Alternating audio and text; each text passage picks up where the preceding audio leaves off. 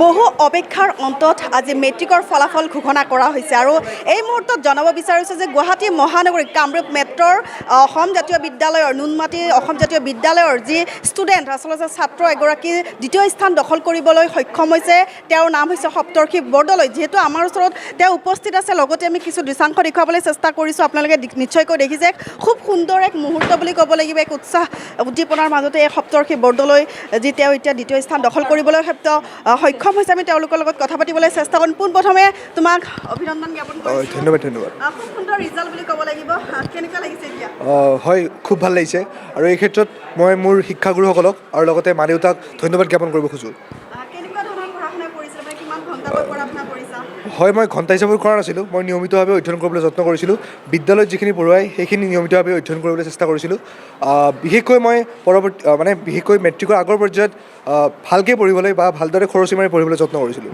আগমুহূৰ্তলৈকে এক্সামৰ আগমুহূৰ্তলৈকে কোনোবাই তোমাক গাইড কৰা যেনিবা শিক্ষাগুৰুৰ পৰা আদি কৰি মাতৃয়ে কোনে বেছিকৈ গাইড কৰিছে? হয়, বিদ্যালয়ৰ শিক্ষাগুৰুসকলেই গাইড কৰি গৈছিল অন্তিম পৰ্যায়লৈ।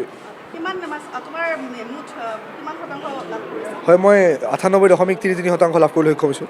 পৰৱৰ্তী সময়ত তোমাৰ কেনেকুৱা ধৰণৰ কি কৰিবা বুলি আশা? প্ৰথমতে এগৰাকী ভাল নাগৰিক হোৱাৰ মন আৰু লগতে এগৰাকী সুচিকিৎসক হৈ দেশৰ হকে কাম কৰি যোৱাৰ মন। এই মুহূৰ্তত যিহেতু সকলোৰে এক আনন্দময় পৰিৱেশ, যিহেতু মই আপোনাৰ ওচৰলৈকে আহিম, কি ক'ব এই ক্ষেত্ৰত? যিহেতু এই নুনমাটি অসম জাতীয় বিদ্যালয় বুলি ক'লে বা দ্বিতীয় স্থান দখল কৰিছে, আপুনি যিহেতু শিক্ষাগুৰু, কি ক'ব এই ক্ষেত্ৰত? খুব ভাল লাগিছে আমাৰ, আৰু শিক্ষকসকলৰ কাৰণে এইটোৱে ডাঙৰ প্ৰাপ্তি যে তেওঁলোকৰ শিক্ষাৰ্থীসকল কিবা এটা ভাল হ'লে ভাল লাগে। খুব ভাল লাগিছে। আৰু সপ্তৰ্ষ অকল পঢ়া বুলি নহয়, সেই সকলো ফালৰ পৰা ভাল। কেৰাটে খেলে আৰু এইবাৰ আমাৰ প্ৰতিষ্ঠা দিৱসত সি এংকৰিং কৰিছে। গতিকে বিভিন্ন কথাতে সি খুব এক্টিভ হৈ থাকে, জড়িত হৈ থাকে। খুব ভাল লাগিছে আৰু নিশ্চয় সি ভাল চিকিৎসক হ'ম বুলি কৈছে, নিশ্চয় হ'ব পাৰিব। কামৰূপ মেট্ৰৰ যিহেতু এইখন বিদ্যালয়ৰ প্ৰধান শিক্ষক আছে, আমি তেওঁলোকৰ লগতো কথা পাতিবলৈ চেষ্টা কৰিম। পোনপ্ৰথমে এখন স্কুল আচলতে প্ৰতিটো বছৰতে খুব সুন্দৰ ফলাফল লাভ কৰিবলৈ সক্ষম হয়। এইবাৰো যিটো দ্বিতীয় স্থান দখল কৰিবলৈ সক্ষম হৈছে, কি ক'ব এই ক্ষেত্ৰত?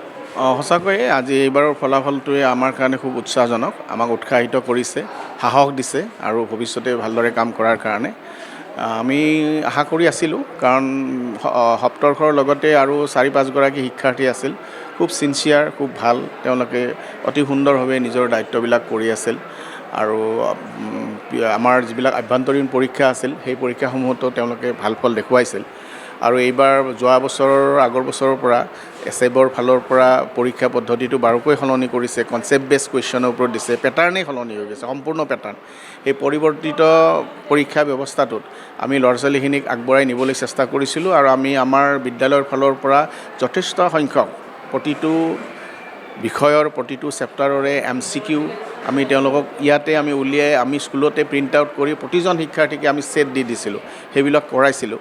গতিকে আমাৰ ল'ৰা ছোৱালীৰ কাৰণে এই পৰিৱৰ্তিত শিক্ষা ব্যৱস্থাৰ যি প্ৰশ্ন কাকত অসুবিধাত পেলোৱা নাছিল। আমাৰ ল'ৰা ছোৱালীবিলাকে অতি সুন্দৰভাৱে তেওঁলোকে দিছিল আৰু আমাৰ যিবিলাক আভ্যন্তৰীণ পৰীক্ষা হৈ আছিল, special test, unit test, half ইয়াৰলিটো আমাৰ বোৰ্ডেই পাতে, বোৰ্ডেও তেনেকৈ ডিষ্ট্ৰিক্ট বোৰ্ডেও তেনেকৈয়ে পৰীক্ষা পাতিছে ছেবাৰ কাৰিকুলাম অনুসৰি।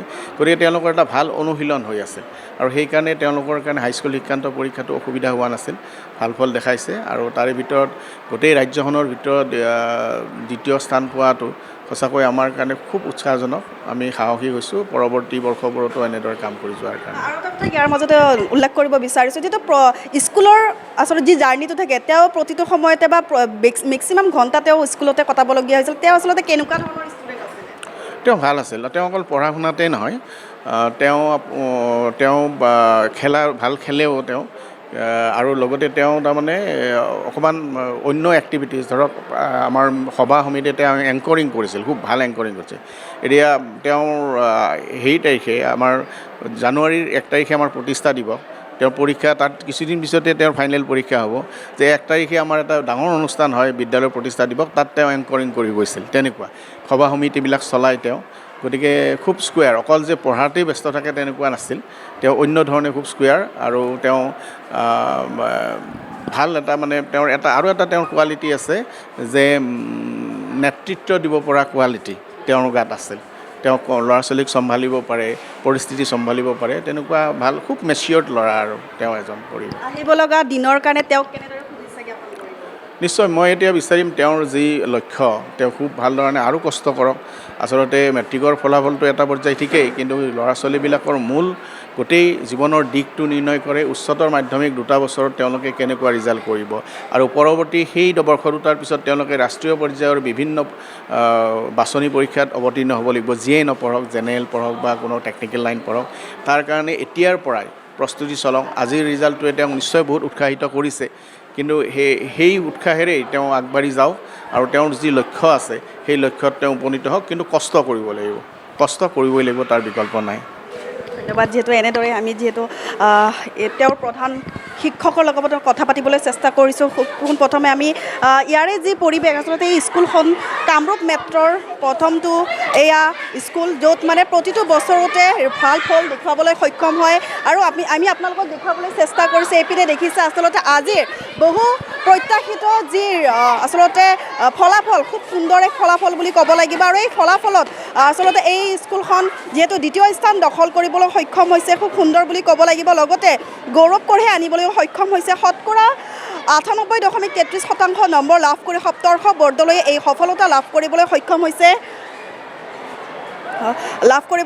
হৈছে আৰু লগতে ছাত্ৰজনৰ এই সফলতাত অসম জাতীয় বিদ্যালয়ৰ অধ্যক্ষ ঘনশ্যাম মেধিয়ে কৃতজ্ঞতা প্ৰকাশ কৰি ছাত্ৰজনৰ উজ্জ্বল ভৱিষ্যত কামনা কৰিছে লগতে গুৱাহাটী মঠঘৰীয়াৰ বাসিন্দা সপ্তৰ্ষ বৰ্ডলৈ সৰ্বমুঠ 590 নম্বৰ লাভ কৰি এই সফলতা লাভ কৰিবলৈ সক্ষম হৈছে দৈনিক তেওঁ কৈছে যে আমি যিহেতু তেওঁৰ লগত কথা পাতিবলৈ চেষ্টা কৰিছোঁ তেওঁ কৈছে যে দৈনিক 10ৰ পৰা 12 ঘণ্টা অধ্যয়ন কৰা ছাত্ৰগৰাকীয়ে ভৱিষ্যতে এগৰাকী সুনাগৰিক হোৱাৰ লগতে এজন সুচিকিৎসক হোৱাৰো পৰিকল্পনা গ্ৰহণ কৰিছে যেহেতু তেওঁ আৰু কেৱল পঢ়া শুনাৰ ফালেদিয়ে নহয় তেওঁ আচলতে বহু ফালেদি তেওঁ পাৰ্গত বুলি ক'ব লাগিব যেনে ধৰক তবলা বজায় কেৰাটে খেলে লগতে বহুত লোকৰ লগত তেওঁ মানে আচলতে সকলোৰে ভাল কামতো তেওঁ অংশগ্ৰহণ কৰা দেখিবলৈ পোৱা যায় আৰু এনেদৰে যিহেতু আমি অসম জাতীয় বিদ্যালয়ৰ প্ৰাংগণত উপস্থিত আছোঁ আমি দেখুৱাইছে খুব সুন্দৰ উখল মাখল পৰিৱেশ বুলি ক'ব লাগিব সকলোৰে মনত এক ধৰণৰ উৎসাহ উদ্দীপনা প্ৰতিটো ছাত্ৰ ছাত্ৰীৰ মুখত খুব সুন্দৰ হাঁহি বিৰিঙাবলৈ দেখিবলৈ চেষ্টা কৰিছে আমি ইয়াৰে কিছু দৃশ্যাংশ দেখুৱাইছোঁ আপোনালোকে নিশ্চয়কৈ দেখিছে যে অসম জাতীয় বিদ্যালয় আচলতে কামৰূপ